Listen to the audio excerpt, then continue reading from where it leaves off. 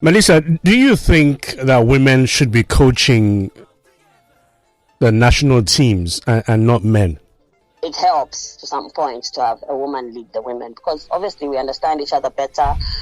And when the emotions there, we know how to handle them as women. Is there some sort of advantage when a woman coaches a women's team? So I was coached by a man. Unfortunately, I was traumatized because this man started sexually harassing me. This is Sports Zone on Lagos Talks 91.3. Football is one unifying factor for all of us. It doesn't really matter where you come from. We all celebrate the same goal, the same ambition, and we're hoping that the Super Falcons are able to get the job done. Rather difficult it will be against the hosts, but we do know that we've got the personnel and the technical know-how, to get that trophy number 10. Good morning, guys. Welcome, Shagu. Victor. I said Victor. Can't wait for Monday night. Is this Victor bad? Shagu and Femi. How you guys doing? We'll beat Morocco. We'll beat Morocco. Yeah, I'm in Femi's camp. Yeah. We owe them for the injustice of the last time out. Yes. And I'll never forget. Injustice? Yes. Yes, at least one of those red cards was not a red card. And in fact, both were harsh. The officiating in that game was questionable. Yes. Tell me, I'm point this one. Well, together, you're speaking sentimentally. No, but if you use your naked eyes to watch that game. The evidence of that. Yes. Go back and watch that game. But forget about that. In spite of everything, those girls from 2 women down fought it out to. If I think was it Monday gift or one of these young girls that hit the crossbar in extra time. Yes, so really good. It was a fantastic. Really then lost eventual penalty. So my love for those girls grew that day. They lost to Zambia. It didn't really matter. Well, you can tell that semi-final defeat just sort of crushed. Of course, playing a third-place match, it's really something that we are not used to. You understand? So for the sake of being predictable, because I'm sure that the Moroccan manager players would have watched the Super Falcons from day one up until now. Do we go with the winning squad, or do you think Madugu should make a few changes? No changes. I feel that he would make changes, and I say this because I admit that while I thought technically he wasn't where I want him to be, I have seen that he has evolved per game. The last game he made changes. Remember, in semi-final against South Africa, he sees his opponent and then he tries to adapt. No, to his opponent. Same starting 11. No, it wasn't the same starting 11 that played against South Africa. That played against Zambia. Really? It wasn't the same starting 11. He will make one change, and also I'm hoping that he makes a list, even if it's one change, just to confuse the opponents on what to do. Well, the beauty of it is that we have a squad. Yes, and that's the bench. Because he will. I don't know the update on Echegini, but Echegini was substituted against South Africa. So if she's not 100%, it means he will make one change at least. It's confirmed that one change will go in that place. Yeah, and I think that we've said this about Deborah Abiodun. He's found a way to use her. She's always picking up cards here and there.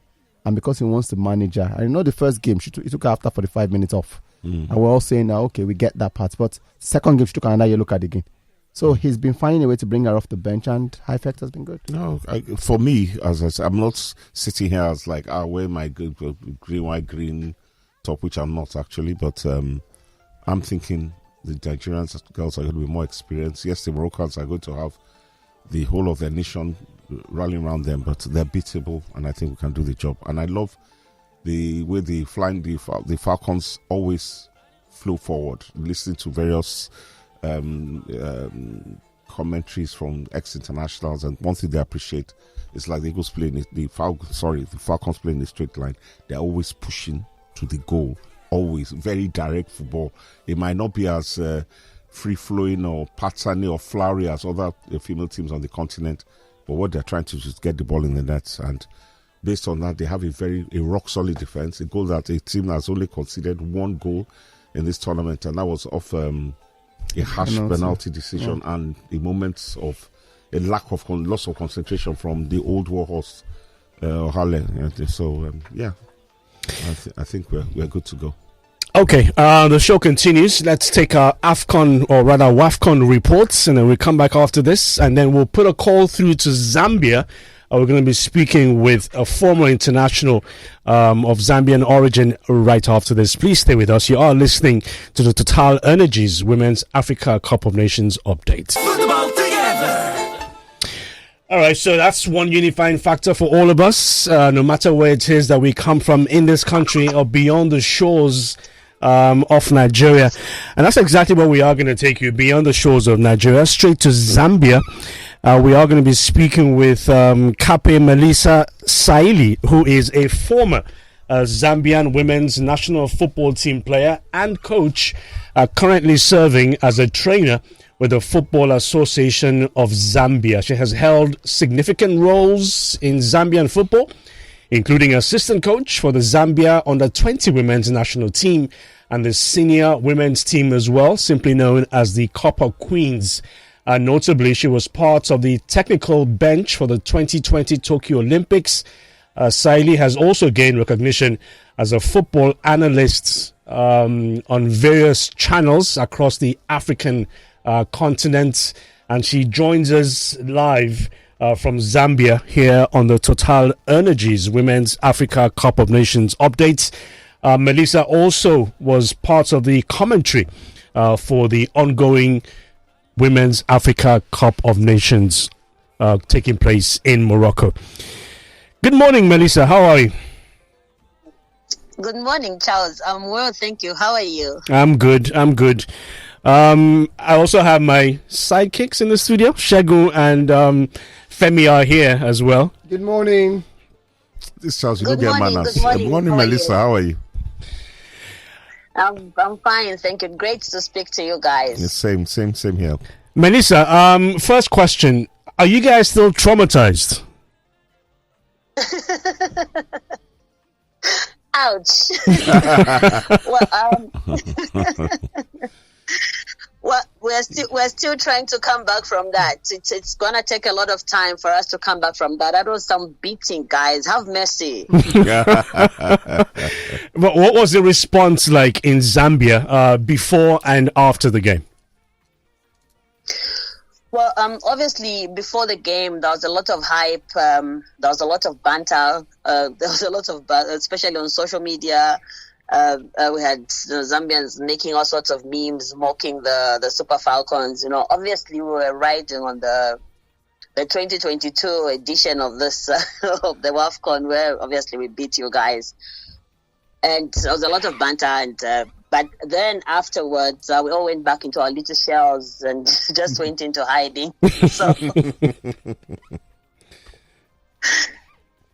yeah, it was an interesting game. Before the game, and obviously the after effects of that loss were too big to bear, and we are still talking about it even today. Congratulations, by the way, and good luck in the final. Thank you very much. But talking about the final, Melissa, as a neutral arbiter now, standing back, you would have followed the tournament very carefully, following Zambia, following Morocco, following Nigeria. Who do you think are favorites on Saturday? Wow. Obviously, the Super Falcons have been the queens of this trophy for as long as I can remember. And I'm sure experience may just favor them to carry it for the 10th time, is it? Yeah. Yep. Mission X. Yep. La Decima.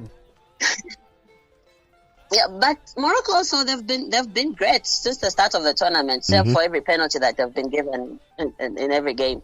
But I would obviously it's going to be a tough match, But with the way Nigeria is playing, I would say they might just get it. They might just win it back. But so I'm not putting anything. I'm not putting anything. Putting off Morocco. They've also shown that they want it, but as now it's about who wants it the most. But I'll tip the Super Falcons to get it. So you're sitting squarely, Melissa. You're sitting squarely on the fence. You're putting me on the wire. Yes, now. I want to put you on the spot. I mean, with the kind of play that Nigeria has shown in this tournament, they've been amazing because they've been consistent in every game that they've played. They had that interesting fixture against was it Algeria? Everybody expected, obviously, a different result. Algeria fought, but Nigeria obviously the mental strength, their resilience, their experience, and just the quality of players that the team possesses made sure that they pushed and got where they belong to the top. So I feel they might just claim it because they're playing their lungs out. They're giving their all. They want to gain back the glory that they lost. Mm-hmm. All right. So looking at the Cup of Nations, can you say that African football, has grown? Is it growing, or are we really just stuck in the rut? What's your perception? It should have specified to say African women's football. Yeah, well, we are talking women's football, so so I'm specific with women. Yeah. Yes. There's been a lot of massive improvements. I'm happy with what I'm seeing. A lot of good things are coming out of the girls playing football. I mean, I'm coming from a generation that didn't value our input in the sport. I'm coming from a time where we were perceived to be useless creatures, if I can call it that. That's what we were called, most of us, when we started this journey of football. But to see a lot of girls plying their trade in foreign countries outside of the African continent and bringing in so much glory to the countries that they come from. We are seeing competition rising amongst the nations. There's literally no underdog in African football at the moment because every team is contributing positively and making sure that they've got the players. The players are there. The quality is there. The improvements, a lot of them, we're seeing countries now taking keen interest in the development of the game for the girls. We may have a few problems in terms of infrastructure in some companies, in some countries, but we have seen a tremendous rise in the sport itself. So generally, I think there's been massive improvement, but there's room for more. We can still do more. I'd like to ask one question about, you mentioned opportunities for players. How about from the coaching point of view? Are there opportunities for women in coaching in Africa? I think in the recent past, I've seen a rise in that because now I'm seeing coaching courses specifically designed for women only, and also I've seen countries advertise positions now calling for like in the past we would just go head hunting for even local coaches, but I've seen countries reaching out to other countries advertising coaching positions. So I also, on the coaching side, I would say opportunities are there as well. I'm seeing, for example, Shelin from South Africa, Shelin Boysons and Shero Butters, they stands in Uganda, I think in Kenya, if I'm not mistaken. That is a plus. Unlike where we were just confined to one place in the past, but now crossing borders, going to coach in different countries is a massive plus for the women. Sorry, Charles. Coincidentally, the European Women's Championship football is going on as well as ours.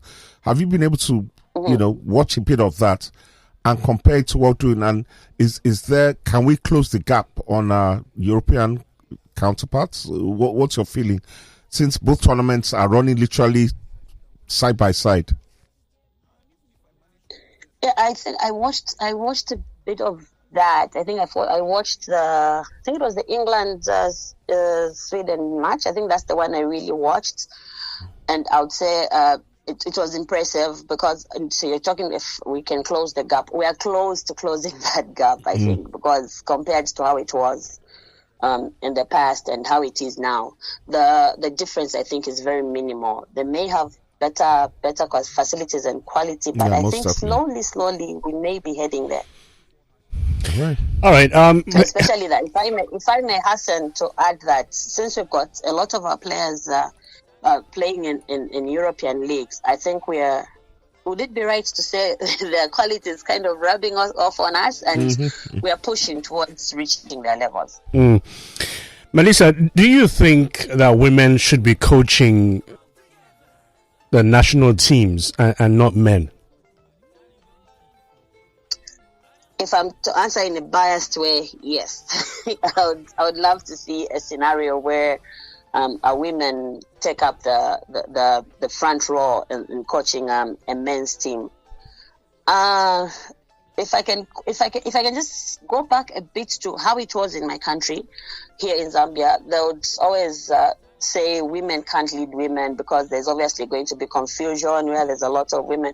But in a professional setup, I would want to see that more. Is there some sort of advantage when a woman coaches a women's team? Or is there a difference? Piggybacking on, is there a difference for you as an ex-international? Yeah, you know, what's the difference between a man coaching you guys and a woman coaching? Provided they both do their onions, of course. I can share a personal experience. Like one disadvantage that I would say is there for a man to coach a woman, or maybe a woman to coach men, vice versa. I was never coached by a woman because during the time I started, we had no women in that capacity. So I was coached by a man. Unfortunately, I was traumatized because this man started sexually harassing me. Oh, wow. So that's told me that we needed to do something to make sure that women take up those responsibilities, because it's not going to be stories of a female coach harassing a female player sexually. Maybe in rare cases, but that's one of the advantages of having a same-sex technical bench. Although people, there's still that stereotype where they say a man can do better, but we've seen women coaches doing better. We've got a woman coach in the final at the Euros. We had a woman coach in the quarter. We had a woman coach win the WAFCON. So I think okay. I don't know how to interpret this now, but I think it helps to some point to have a woman lead the women, because obviously we understand each other better, and when the emotions there, we know how to handle them as women. All right, because of time, we do have to let you go, Melissa. But one final question: what's your response to the situation involving two of Africa's biggest footballing nations, as far as the women's game is concerned, Banyana and the Super Falcons, and their coaches not having permanent contracts? I'm talking here about Desiree Ellis and Justin Madugu. What do you think? What would you advise the different football federations as far as this issue is concerned? That has been our cry for a long time.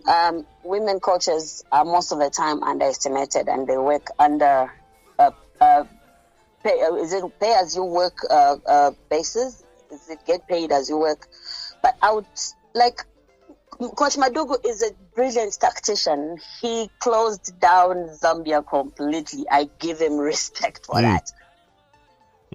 I would urge associations, federations across the continent to give coaches, female coaches, contracts, but they end up getting more out of them if they give them contracts. If you know that you're working with a contract and everything is good on your side, I'm sure I think you give up, you give them your all, unlike waking, knowing that at any given time you may be replaced because you don't have a running contract. So I think a binding contract helps better even the work relationship between the coaches and the players. Thank you so much, Melissa, for talking to us. I dare say this has been one of the finest interviews that we've had. Very educative, very enlightening. Thank you, Melissa. Really, thank you so much. We wish you well going forward. Thank you very much, and all the best to the Super Falcons tomorrow. Thank you. Yeah. Let's ring the bell for Melissa. Pass my guys to kick on and draft. All right, take care, Melissa. Have a good day. Thank you. Good day. Bye-bye. Bye. And we do have a Total gift card to give away this morning, and Femi has come up with a question. Wale and Femi are very wicked. So this question is very simple. Okay. Right? Every time Nigeria plays South Africa, we always remember the game. So this is a very simple one. If you're going to call in, should we ask the question or call in or give you a question before? You decide now. Now they ask the question, so you decide. Let people So know it's that very it's all you're simple. doing. It's all of you. In 2018, Nigeria won the WAFCON. But before you finish the question, if you ask me to, they'll quickly Google it. It doesn't matter, Shagun. It doesn't matter. We want to give it away. Want to give it away? Okay, so it's a giveaway. All right. Then I know the answer then. question, please. Okay, so I've changed the question to make it even easier. Name someone who scored in that final who's currently in this tournament. Who scored in that final? The last time we won. Yes, the last time we won. The last time 2018. Yes. Who is now in this final? Who is now in this final? This finals. Let me be clear. When you say who scored in that final, are you talking about the competition or the final, or the last game? The last game against South Africa. Be specific, yeah. The game finished 0-0, but somebody scored in that shootout. In the shootout. That person is here. It's where you mean in the team. In the. Don't confuse that. Let's check. You're confusing people now. Now you cause while here. Currently in this team. The person is currently in this team. In Morocco. Yes. Okay. Hello, good morning. Hello, good morning, Sir John. Are you answering our question? Because that's why we're... No, I'm not calling to answer questions. Okay, you can call later. You can call later. You can call later. Very simple. You can call later. Hello, good morning. Hello, good morning. Chris from Surulere. All right, Chris, can you answer the question? Azizat Oshola. Okay. Okay, Femi, is that correct? No. Okay. All right. Thank you for calling. Let's go to WhatsApp and see who has the answer. Remember, I said Rashida Tajibade. Is that correct answer? No. The second person here that scored in the penalty shootout, and is currently in Morocco. Okay. The next answer from Henry. Osinachi Ohale. No. Okay. It's simple but not easy. Who else? Most of you are saying Ajibade. Okay. We have this answer from Uche Agu, who says Ihezuo. That's the answer. Well okay, done. so Uche Agu, you're our winner for today. Congratulations to you. Come pick up your Total gift card if you can make it before we leave at 9:00, which I doubt. On Monday morning. Come on Monday. On Monday morning, come pick up your prize. Okay. Congratulations, Uche Agu. Okay. Join us on the show if you can on Monday. Yeah. Okay. All right. So that's been the Total Energies Women's Africa Cup of Nations update. Live on Lagos Talks 91.3, only on Sports Zone. Okay, before we take a break, which is due in about a minute and a half, quite a few messages coming through concerning the situation at Enyimba. One of them, I can't remember your name, but said something about us being, I think maybe it was referring to Misha, being journalists, balance, making mention of embezzlement. I didn't say Enyimba embezzled money. You have to be, intent when you're listening. I said, could it be? Has the money? Questions. Those are questions I'm asking. I did not make a statement. There's a difference between asking a question and making a statement of fact. Okay? Mm-hmm. But when we come back, there's a response that Enyimba has put out in the media concerning what Brownie Day said. But we'll come back. We'll read that response to you right after we take a break. Yes?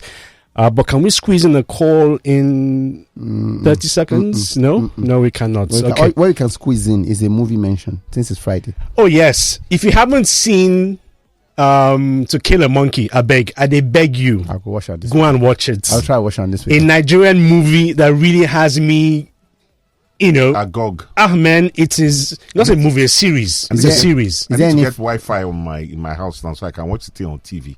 You don't have Wi-Fi at home. We need to go for a break. We need to go for a break. You don't have Wi-Fi at home. Oh my goodness! We need to go for a break. Wait. All right, so we're back from the break, and then the message we're speaking about from Enyimba, Tolu has got it on lockdown. Okay. This is the message from Enyimba Football Club. Stressing that it's from Enyimba. Yeah. Okay. Enyimba Football Club is both disappointed and dismayed by the recent public outburst made by former player Brown Ideye, whose comments not only distort the truth, but also seek to unjustly tarnish the image of Nigeria's most successful football club, and by extension, the MPFL.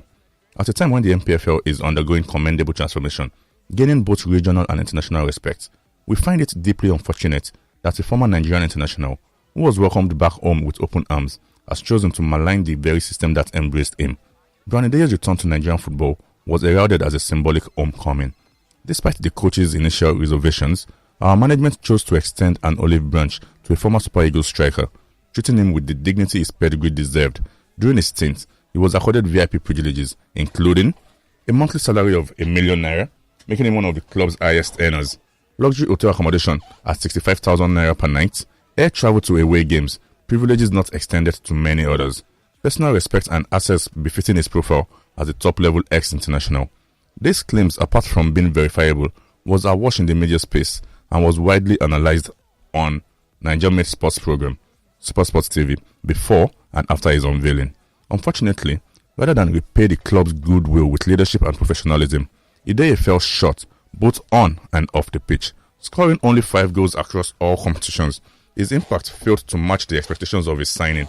Even more worrying was his divisive influence in the dressing room, which reportedly undermined team cohesion and progress. Now, in the regrettable way and self-serving attempt to rewrite the narrative, Mr. Ideye has levelled baseless allegations against the club and the league. His claims of poor player welfare are grossly misleading.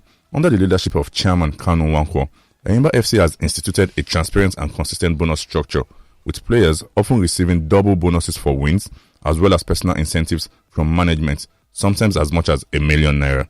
It is simply unacceptable that a player who benefited immensely from the goodwill and structure of this great club would seek to tear it down in the public eye, especially when he never raised these issues while collecting VIP wages and privileges.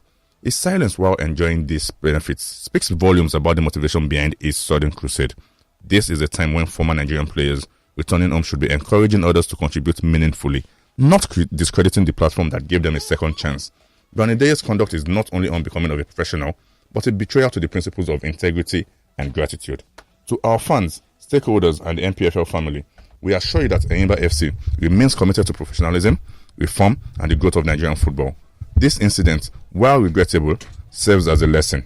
We will not be deterred by noise or revisionist agendas. The People's Elephant will continue to march forward with dignity and pride. Signed, Club Media Department, Enyimba FC. You know, there's a lot of things in this statement that is very poorly written and should not even come out in the media space because it's an embarrassment. I disagree with you. It's written in correct grammar and all that. No, not poorly written in grammar. But the idea behind it. It's poorly from the forward, second stanza where they want to use the toga of the NPFL to cover for themselves. Yes. You understand? This was a personal attack. You understand? Then you now go to the fact that you mentioned luxury hotel and you say 65,000. So every time Enyimba came to Lagos, the hotel, to just think 65,000 naira hotel in Lagos. Where? Which luxury hotel is that? Can you get in a luxury hotel in Lagos? So? No. because me I sabi hotel. I sabi hotel. I know. Air travel, and then you now say privileges not extended to many others. So the question here is many others in your team? That's poor. That was my That's poor because Red Monsters are they doing privilege to? Hello. Good morning. Good morning, guys. Good morning. Good morning. How do? Yes. This is a Ghanaian brother who is trying to call for Benicolo. Yeah. In fact, it's very sad what the Enyimba guy just read now. I mean, what people just play now, it's so sad to hear. It's VIP people. What is VIP treatment? For an ex-international. Is not fighting for very big. It's fighting for those players who can't speak out. Because the Nigerian league, if any player come up and say anything, they'll blacklist that player. Yes, they can't even move to another club. Yep. Because that's what they do in Nigerian league. If any player from Enyimba come out and give what this guy, come out and say to, I remember Nigeria Info, the guy was there, was saying all those things. If any player from the home can do that, he will never see any club in Nigeria here. And you're coming to talk about a VIP hotel. Why did they take people so long before coming out with this kind of nonsense that they are playing to? Why Nigeria to believe this kind of nonsense? We all know that the way they treat Nigerian players is so bad. It took only Brown here, because the guy is not in Nigeria, he's a big guy. So he can come up and say anything they want to say. Nobody can do anything to him. And you are coming to say all this kind of yeah, what nonsense VIP people he's talking about? So sad and shameful to this person that send this to people. So that's shame. Thank you. Good morning. Morning out here. I really don't want to say anything before then talk. Say, as a journalist, I should know better. No. It's, that's Nigerians for you. But as it's for me, I mean, it was written in decent English but as Femi rightly, it's poorly written. It was abusive to the player, insulting to a man of Brownie Days. So, and at the end of the day, he didn't show us anything. He didn't address the issue. Did you notice the parts where they said bringing Brownie Day to Enyimba was more or less doing him a favor? Basically, Like I mean, when the guy raised the profile, the very fact that he was there in the first place. Have you forgotten that they spoke about the CAF Confederation Cup and how poor their preparations were to go there? Hello, good morning. Good morning, Lagos Talks. Good morning, Chief. My name is Chief Darlington. Thank God it's not 1 minute today. It's 1 minute. It's actually 1 minute. Yeah, Chief. Because when it comes to Darlington, that is when it's 1 minute. No, look your time now. Look your time. Chief. Go ahead. Go ahead. Chief. Make we hear you. Uncle Shago. Yeah. Tomorrow's game is going to be a ding-dong affair. Fire. Yeah. It's not going to be as easy as many of us are predicting. Okay. I did a story on that game. I interviewed the Lagos State FA chairman, Alhaji Gafar Yamid, who just came back from Morocco. And he told me that the Super Falcons will win that game. The lack of fans at the stadium will change tomorrow. We're going to find a lot of persons in the stadium. The Atlas Lionesses supporters. The officials might not also be too fair. I agree with you 100%. The Moroccans might be given a penalty, and at the end of the day, the Super Falcons may want to frustrate them. Okay, because of time, Chief. Right, what's your prediction? Yeah, exactly.